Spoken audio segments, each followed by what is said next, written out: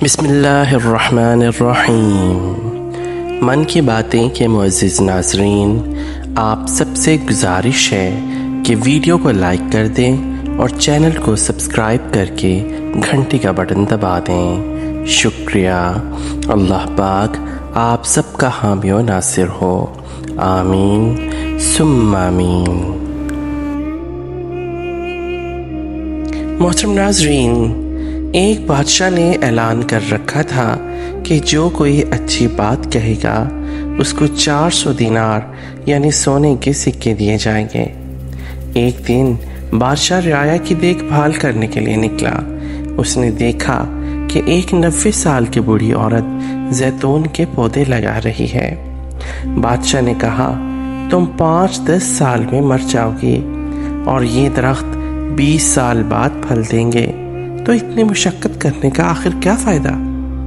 بوڑھی عورت نے جواباً کہا، جو ہم نے پھل کھائے ہیں وہ ہمارے بڑوں نے لگائے تھے، اور اب ہم یہ پھل لگا رہے ہیں تاکہ ہماری اولاد کھائے۔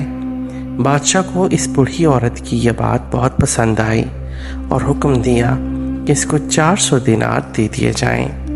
جب بوڑھی عورت کو دینار دے دیے گئے تو وہ مسکرانے لگی۔ بادشاہ نے پوچھا، آخر کیوں مسکرا رہی ہو؟ بوڑھی عورت نے کہا کہ زیتون کے درختوں نے تو 20 سال بعد پھل دینا تھا، جبکہ مجھے میرا پھل ابھی مل گیا ہے۔ بادشاہ کو اس کی یہ بات بہت اچھی لگی اور حکم جاری کیا کہ اس کو مزید 400 دینار دے دیے جائیں۔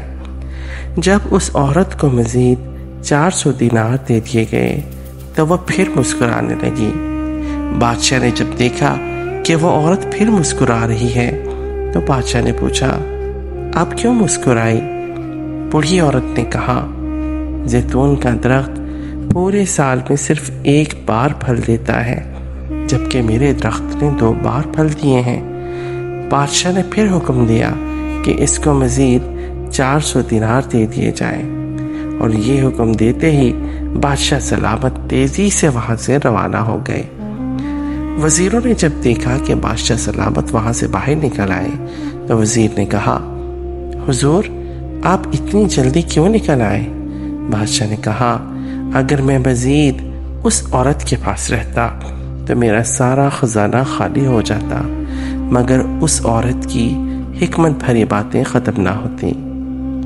کسی نے بالکل سچ کہا ہے کہ اچھی بات ہمیشہ دل موہ لیتی ہے اور نرم رویہ دشمن کو دوست بنا دیتا ہے۔ حکمت بھرا جملہ بادشاہوں کو بھی قریب لے آتا ہے، اور اچھی بات دنیا میں دوست بڑھاتی ہے اور دشمن کم کرتی ہے، اور آخرت میں ثواب کی کثرت کر دیتی ہے۔ آپ مال و دولت سے سامان تو خرید سکتے ہیں، مگر دل کی خریداری صرف اور صرف اچھے کلام سے ہی ہو سکتی ہے۔ لہٰذا دل کے خریدار بنے، مال کے طلبگار نہ بنے۔